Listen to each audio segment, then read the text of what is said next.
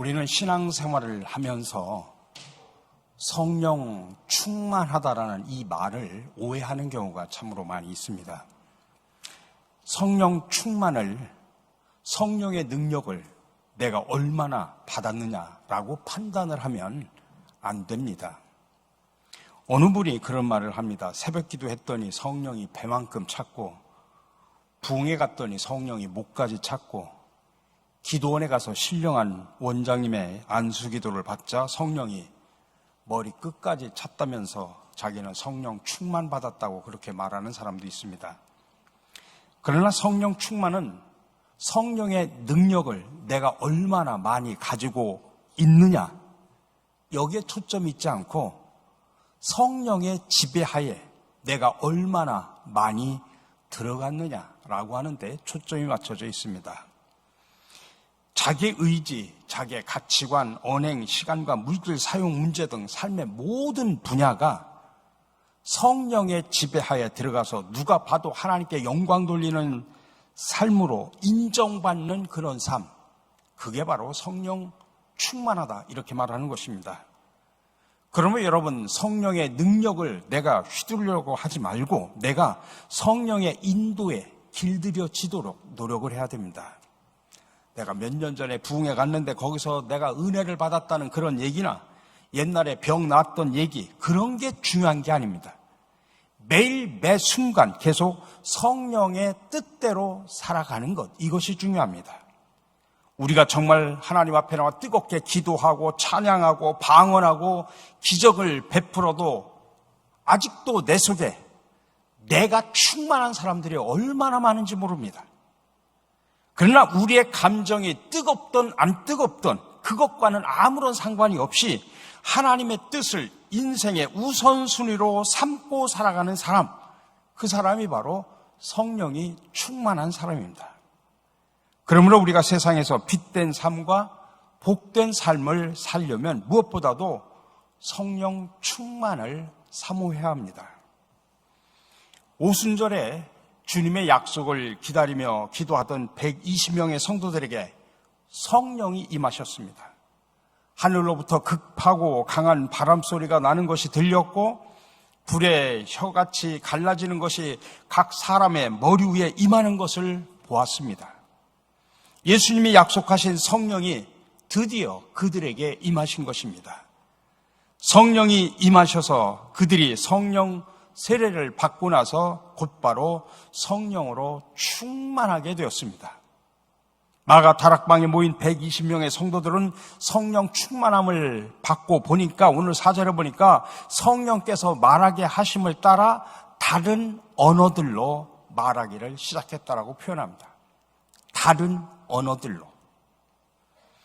그 당시 오순절 절기를 지키기 위해서 수많은 경건한 유대인들이 전 세계 각지로부터 예루살렘에 와 있었습니다. 바로 그때 그들은 자기의 언어로 하나님의 큰 일을 듣게 되었습니다. 주전 586년 유다가 바벨론 제국에 멸망당하면서 수많은 유대인들이 전 세계 도처로 흩어졌고, 그 후손들은 자기 조상들이 정착한 그곳에서 대를 이어서 살면서 그들이 태어난 바로 그곳 현지의 언어를 모국어로 사용하게 되었습니다. 우리로 말하면 옛날에 미국으로 갔다가 이민 갔다가 거기에서 태어나고 자란 우리 2세대, 3세대들이 있지 않습니까? 그들은 영어가 그들의 모국어입니다. 이 사람들을 통칭 뭐라고 표현하냐면, 그래서 우리는 디아스포라 유대인이라 그렇게 표현합니다. 근데 이 세계에 흩어져 있는 디아스포라 유대인들 가운데 오늘 오순절 절기를 지키기 위해서 예루살렘을 찾아온 사람들이 있었습니다. 근데 그들이 예루살렘에서 마침 제자들이 각각 자기의 방언으로, 다시 말하면 자기들이 사용하는 모국어로 말하는 것을 듣자 순식간에 그들 사이 속에서 소동이 벌어졌습니다. 그들은 제자들의 남루한 행색과 말투에 깜짝 놀라면서 이 말하는 사람들이 다 갈릴리 사람이 아니냐, 그렇게 확인하기에 바빴습니다. 갈릴리 사람이라고 하는 그 말 속에는 어떤 의미가 담겨져 있냐면 가진 것도 없고 배운 것이 없는 무식한 사람들의 대명사가 갈릴리 사람들입니다. 아니 이렇게 배운 것도 없고 그런 무식한 사람들이 어떻게 내가 살고 있는 나는 미국에서 왔는데 그렇게 영어를 유창하게 잘하나? 나는 일본에서 왔는데 왜 그렇게 일본어를 유창하게 잘하나? 그런 이야기나 마찬가지입니다. 디아스포라 유대인들이 그처럼 소동을 벌인 것은 자기들의 언어로 제자들이 말하고 있었기 때문입니다. 그래서 오늘 8절 세번역에 보면 그런데 우리 모두가 저마다 태어난 지방의 말로 듣고 있으니 어찌 된 일이요? 여기서 제자들이 말한 다른 언어들이라고 하는 것은 그 말을 듣는 디아스포라 유대인들의 모국어였습니다.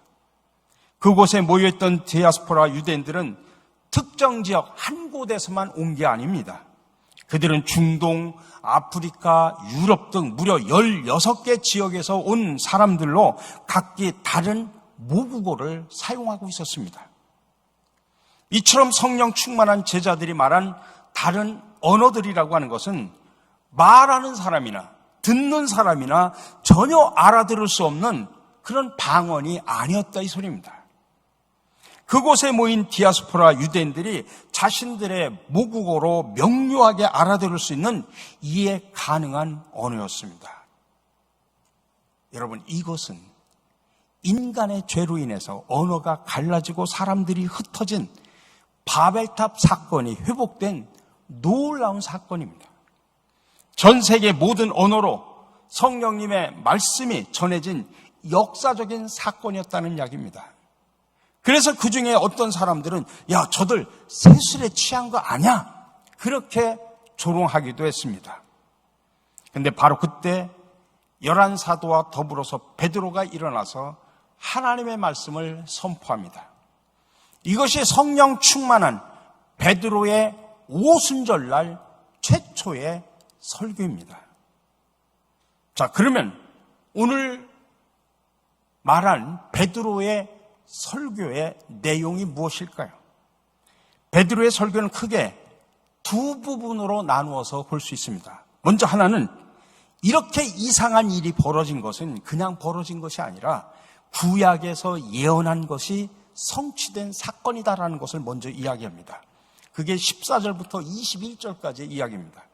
그 다음에 두 번째로는 다윗을 인용하면서 또 다윗의 시편을 인용하면서 이 예언이 예수 그리스도에게 어떻게 적용이 되었는가라고 하는 것을 제시를 합니다. 그게 22절부터 마지막 36절까지의 이야기입니다. 첫 번째로 예언의 성취에 대한 이야기입니다. 베드로는 먼저 서로 다른 언어들로 말하는 이런 이상한 일이 벌어지고 있는 지금이 아침 9시라는 이야기를 들어서 이 사람들은 술에 취한 것이 아니다라고 말합니다. 오늘 성경에는 제3시라고 되어 있습니다. 근데 여러분들 유대인들의 시간은 우리가 어떻게 이해하면 빠르냐면 성경에 나오는 유대인들의 시간에다가 플러스 6을 하면 우리 시간하고 딱 맞습니다. 제3시니까 플러스 6 하면 9이에요. 그러니까 지금 이렇게 저 사람들이 새술에 취한 거 아니야? 그렇게 조롱하는 그 시간, 술 먹고 취했다고 저들은 생각했는데 지금 시간을 봐라. 아침 9시에 무슨 술을 먹고 주정을 하느냐. 지금 그 이야기를 하고 있는 겁니다. 오히려 그것은 요엘 예언자의 예언이 성취된 것이지 술 먹고 취해서 한 얘기가 아니다. 그러면서 요엘서 2장 28절에서 32절 말씀을 인용을 합니다. 요엘 선지자는 기원전 400년 전후에 활동했던 예언자입니다. 당시 메뚜기 떼로 엄청난 재앙을 겪은 이스라엘에 단식과 참회를 촉구합니다. 그래야 하나님께서 속마음을 아시고 재앙을 멈추게 하실 것이다 라는 것을 말했습니다. 그러면서 주님의 날인 마지막 날, 곧 종말의 날을 이렇게 요엘서에서는 예언을 합니다.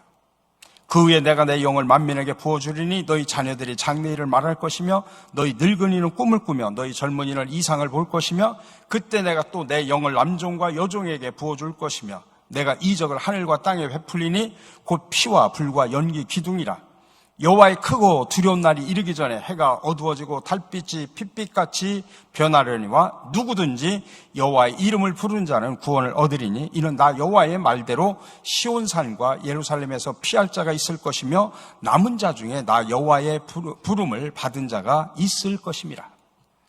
오늘 베드로는 이 요엘서의 예언의 말씀을 인용하면서 지금 일어나는 이런 사건들이 하나님의 영, 성령을 받아서 이루어진 일이다라고 하는 것을 설명을 하고 있습니다. 물론 베드로의 이 말을 듣는 사람들은 지금이 바로 종말의 때이자 구원의 때이라는 사실을 알아들었을 것입니다. 왜냐하면 그들은 모두 경건한 유대인들이었기 때문입니다. 자, 그러면 요엘서에서 말하는 성령의 사건이 뭘까요? 하나님의 은혜를 베풀어 주시고 인간이 믿음으로 반응하며 나아갔을 때 일어난 성령의 사건이 뭐냐? 첫 번째로 성령은 말세에 오신다는 이야기입니다.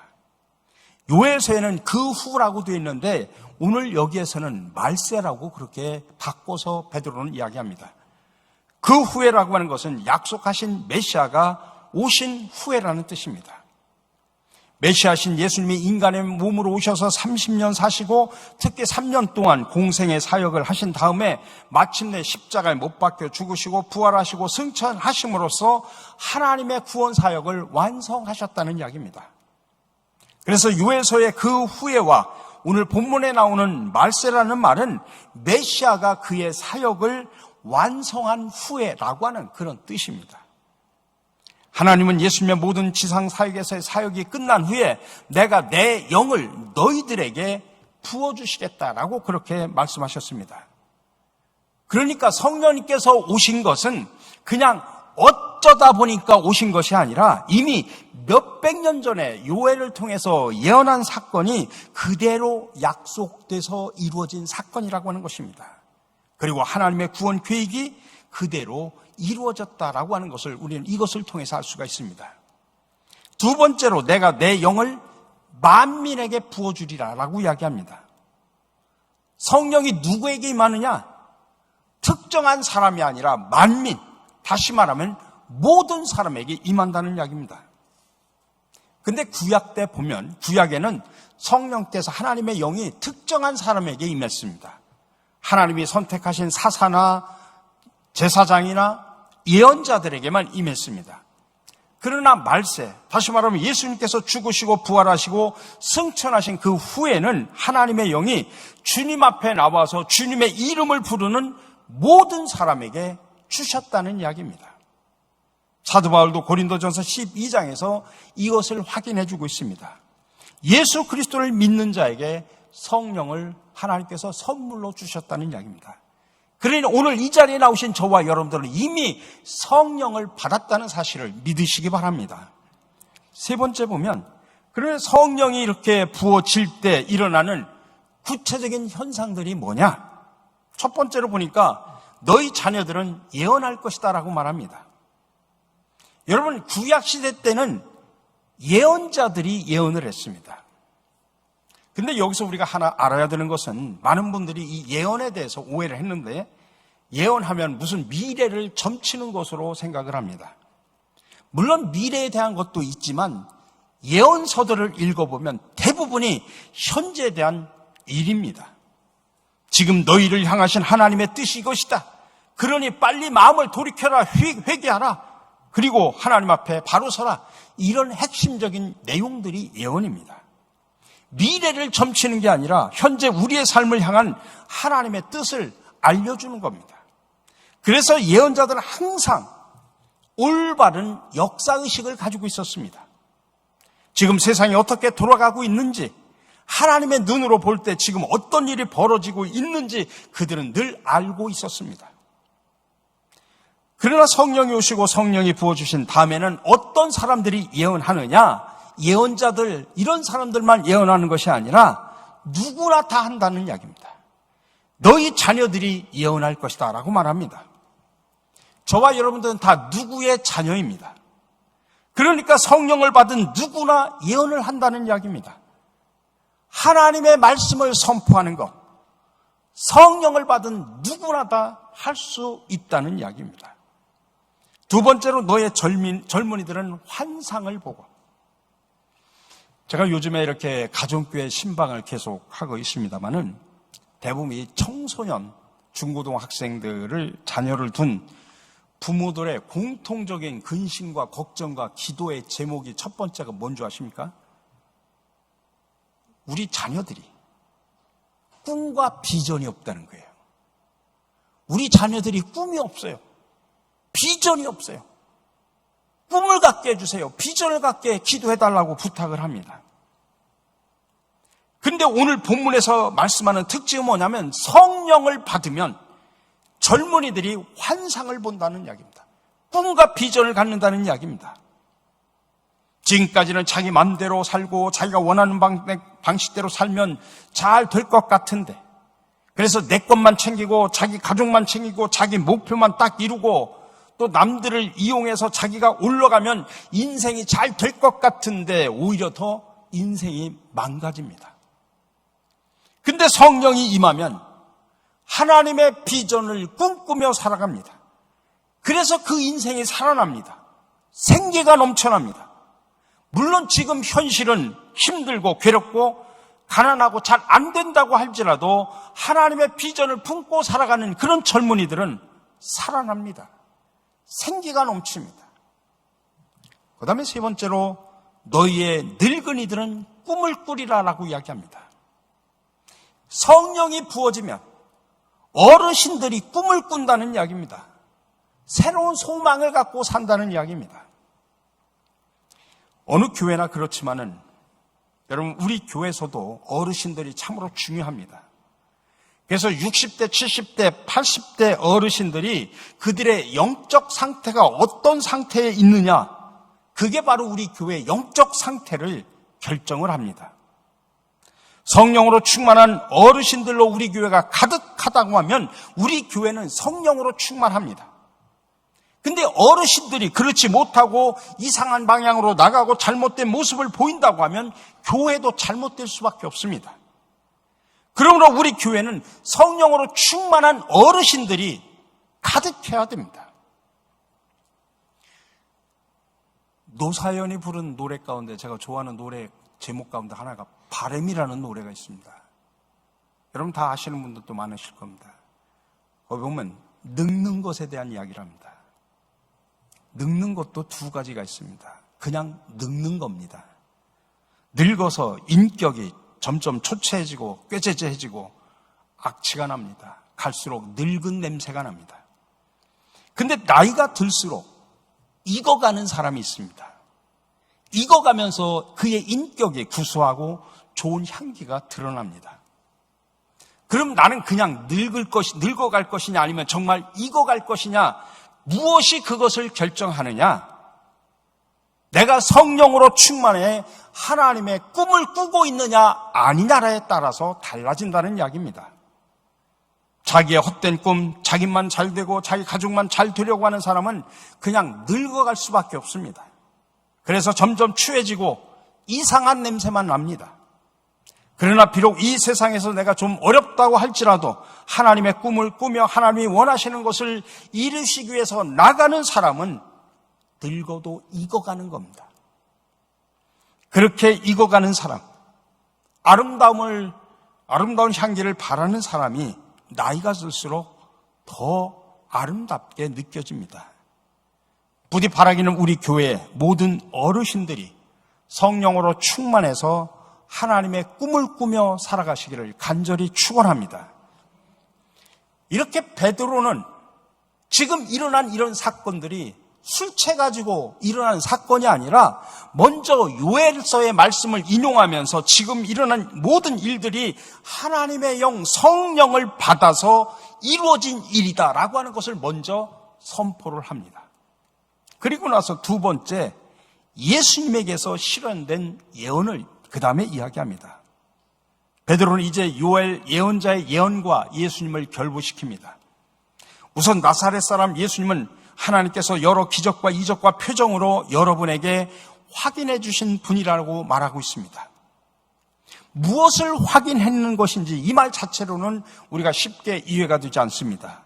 이어서 오는 하나님께서 그분을 통하여 너희 앞에서 그를 증언하셨다라고 하는 이 말은 확인했다고 하는 의미를 좀 더 분명하게 이해를 시켜줍니다. 말하자면 하나님께서는 예수님을 통해서 여러 이적과 기적과 표징을 일으키심으로써 바로 예수님이 하나님에게서 오신 분, 하나님께서 보내신 분, 하나님의 사람임을 확인해 주셨다. 바로 그 말입니다. 근데 이어서 그 다음에 베드로의 말은 좀 알쏭달쏭합니다. 23절에 보니까 그가 하나님께서 정하신 뜻과 미리 아신 대로 내준 바 되었거늘 너희가 법 없는 자들의 손을 빌려 못 박아 죽였으나. 베드로의 이 말은 유대인들이 법 없는 자, 다시 말하면 율법을 모르는 이교도의 손을 빌려서, 정확하게 말하면 로마 총독과 군사들의 손을 빌려서 예수님을 죽였다고 하는 그 이야기입니다. 이로써 베드로는 예수님의 죽음에 대한 탓이 유대인에게 있다는 사실을 분명하게 말합니다. 그러면서도 예수님께서 유대인들의 손에 넘겨주신 것은 하나님께서 정하신 뜻과 미리 아신 대로 하니, 미리 아신 대로라고 그렇게 이야기를 하고 있습니다. 근데 이 말이 쉽게 이해가 되질 않습니다. 유대인들의 손에 넘겨서 예수님을 죽였는데 그건 이미 하나님께서 정하신 뜻과 미리 아신 대로 그렇게 되었다라는 이야기입니다. 근데 여기서 어느 쪽에 강조점을 두느냐에 따라 달라집니다. 예를 들어서 하나님의 계획과 예지가 강조된다고 하면 예수님의 죽음은 유대인들의 탓이 아니라 하나님의 뜻에 이른 것이라고 하는 것입니다. 일종의 예정설을 강조하는 것입니다. 근데 반면에 예수님을 죽게 한 유대인들에게 책임이 있다라고 하는 것을 강조하면 하나님께서 미리 정하신 뜻과 미리 아신 대로라고 하는 이 말은 그냥 빈말밖에 되지 않습니다. 그러면 이 딜레마를 어떻게 해결해야 되느냐? 그것은 모든 것이 하나님의 섭리 안에 있지만 사람은 또한 자기가 한 일에 책임을 져야 된다라고 하는 말로 우리가 이해를 할 수가 있습니다. 그런데 더욱 주목해야 될 것은 그 다음 말입니다. 베드로는 다윗 왕과 다윗 왕이 노래한 시편을 이용해서 다소 길게 이야기를 하는데 핵심은 분명합니다. 예수님의 부활은 이미 다윗 왕이 시편 노래를 통해서 예언한 대로라고 하는 것입니다. 여러분들, 유대인들에게 다윗 왕은 우리나라로 말하면 거의 세종대왕만큼이나 더 친숙한 인물입니다. 그리고 독실한 유대인이라고 하면 베드로가 인용한 이 시편 내용을 너무나 잘 알고 있습니다. 따라서 베드로는 다윗 왕을 인용해서 예수님의 부활이 다윗 왕이 시편으로 노래한 예언이 이루어진 것이다 라고 설명을 하고 있습니다. 그뿐 아닙니다. 베드로는 이 예수를 하나님이 살리신지라 우리가 다 이 일의 증인이라고 강조를 하고 있습니다.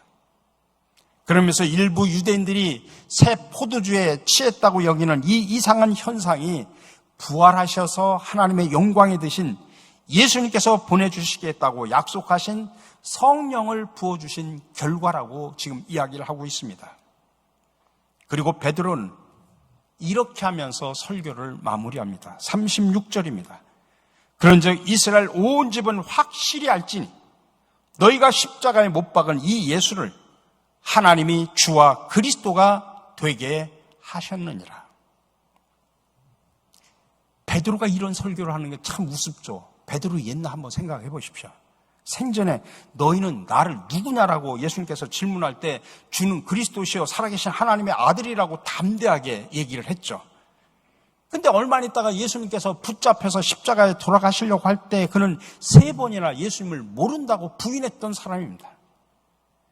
그런 사람이 이제 성령으로 충만한 상태가 되니까 사람들 앞에서 또다시 예수님을 주님이시오 메시아요 그리스도라고 당당하게 선포를 하고 있는 것입니다. 오늘 베드로의 설교를 정리하면 이렇게 말할 수 있습니다. 첫 번째로 우리가 새 포도주에 취한 것이 아니라 요엘 예언자의 예언대로 성령이 오셔서 우리가 성령이 충만한 것이다라는 이야기입니다. 그리고 두 번째로 그 예언은 나사렛 사람 예수에게서 실현이 됐다. 여러분은 그분을 죽였지만 하나님께서는 다시 살리셨다. 세 번째, 우리는 모두 예수 부활의 증인이다. 네 번째, 예수님께서는 약속하신 성령을 우리에게 부어주셨고 여러분은 그 현장을 지금 보고 있는 것이다. 그리고 마지막으로 하나님께서는 그 예수님을 주님이요 메시아로 삼으셨다는 사실을 여러분들은 분명히 알아라. 여러분, 이게 베드로 설교의 핵심입니다. 아마 우리가 지금까지 신앙생활하면서 이 베드로 설교의 내용을 제대로 들어본 적이 많지 않을 겁니다. 성령의 사건에 대한 이야기를 해도 베드로가 어떤 설교를 했는지를 잘 모르는 경우가 있어요. 근데 베드로는 어떤 막 유창한 지식을 동원해가지고 엄청난 이야기를 하는 것이 아니라 베드로의 설교는 간단합니다. 그는 예수님의 십자가와 예수님의 부활을 지금 증언하고 있는 겁니다. 그리고 이렇게 담대하게 설교할 수 있었던 것은 자기가 성령의 능력에 충만했기 때문이라는 사실입니다. 여러분, 우리도 이제는 세상에 나가 복음을 증거하고 많은 생명을 살려야 되는 생명 살림의 일꾼으로 부름받았습니다. 우리가 복음을 선포할 때 우리는 베드로처럼 내가 선포하는 복음의 메시지의 핵심을 정확하게 알아야 됩니다. 엄청난 인간의 유식한 모든 지식을 동원해서 설명할 필요가 없습니다. 베드로는 그런 지식 하나도 없이 그냥 예수님의 부활의 사건, 십자가의 사건만 이야기를 합니다. 또 그것은 내 능력으로 하는 것이 아니다라는 것입니다. 성령의 능력을 힘입어야 가능하다라고 하는 것입니다. 그러니 우리는 항상 기도하면서 복음을 증거하기 전에 성령으로 충만해야 되는 것입니다.